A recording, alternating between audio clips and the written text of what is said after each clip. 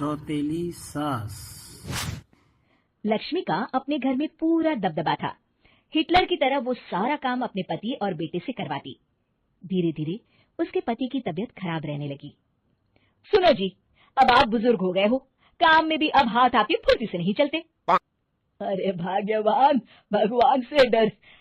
तुझसे मैंने शादी अपने इकलौते बेटे के अच्छे पालन पोषण के लिए की थी, लेकिन तूने तो उसका बेड़ा गर्क कर दिया।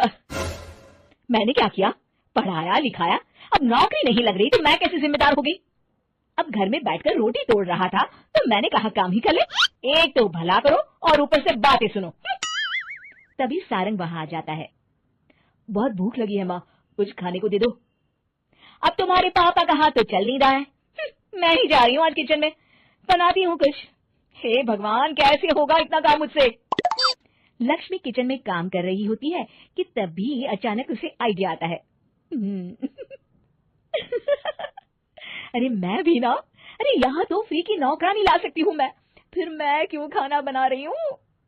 उस दिन लक्ष्मी सारंग की पसंद का खाना बनाती है और बैठकर उसे बड़े ही प्यार से खिलाती है। खा ले बेटा, खा ले, पेट भर के खा ले। अरे रुक, मैं तेरे लिए ना गर्मा गर्म रोटियां लाती हूँ। सारंग और उसके पिता एक दूसरे की ओर बड़े ही हैरानी से देखते हैं।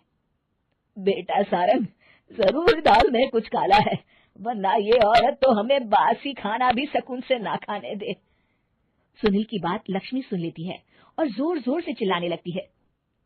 अरे हाँ हाँ, भलाई का तो जमाना ही नहीं रहा। एक तो आग में खुद को जलाकर तुम लोगों के लिए खाना बना रही हूँ और ऊपर से तुम्हें दाल काली लग रही है।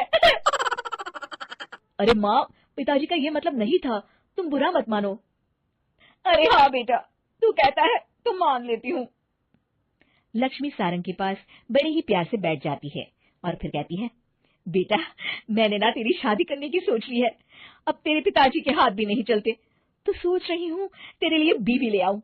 अब पता नहीं ना मैं भी कब मर जाऊं। अब ऐसे भाग्य भी कहाँ है हमारे। क्या कहा?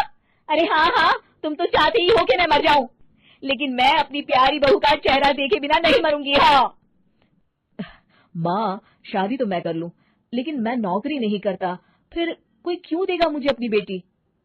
अरे क्यों नहीं देगा बेटी, इतना बड़ा घर खेल खलियान है कि इस चीज की कमी है हमारे पास। जो आएगी राज करेगी राज। हम तो ना कर पाए राज, ये बोलो कि एक और नौकर तुम्हारे पास आ जाएगा। मैं कहती हूँ चुप हो जाओ। अरे खुद के घर का खाना बनाएगी तो क्या नौकरानी हो जाएगी? अब तुमसे तो किचन का काम होता नहीं, तो कोई तो करेगा ना। ठीक है माँ, तुम जैसा सही समझो बस। अब मेरी एक शर्त है, लड़की जो भी हो वो दिखने में कैसी भी हो या कहीं की भी हो, बस पढ़ी लिखी होनी चाहिए। अरे हाँ हाँ, ला देंगे पढ़ी लिखी बेटा, मैंने कौन सा काम करवाना है उससे। हाँ। और फिर एक दिन पास के गांव की ही रति से सारंग की शादी हो जाती है। रति दिखने में बहुत ही सुंदर थी, साथ ही साथ काफी पढ़ी लिखी थी। रति को लक्ष्मी के सौतेले होने की बात पता नहीं थी। शुरू शुरू में जब रति ने सारंग को घर का काम करते देखा तो हैरान रह गई। अरे ये तो अच्छी बात है कि आप घर का काम करते हैं, लेकिन मैं तो घर में ही हूं ना, आप क्यों कर रहे हैं जी? जाइए, आप नौकरी के लिए अप्लाई कीजिए ना। तभी लक्ष्मी वहां आ जाती है। अरे रति बहू, करने दे उसे काम।